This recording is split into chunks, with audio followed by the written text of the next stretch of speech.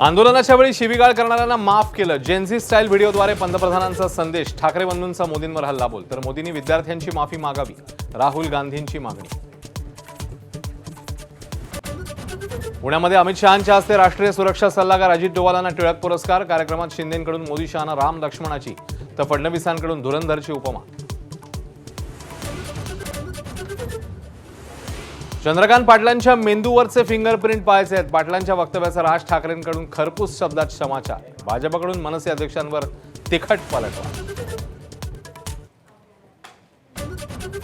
सिद्धिविनायक मंदिरातनं दरवर्षी तब्बल 18 कोटींची चोरी. राज ठाकरेंच्या गंभीर आरोपांमुळे राजकारण पेटलं. Raj Thackeray stand up comedian. भाजपचा पलटवार.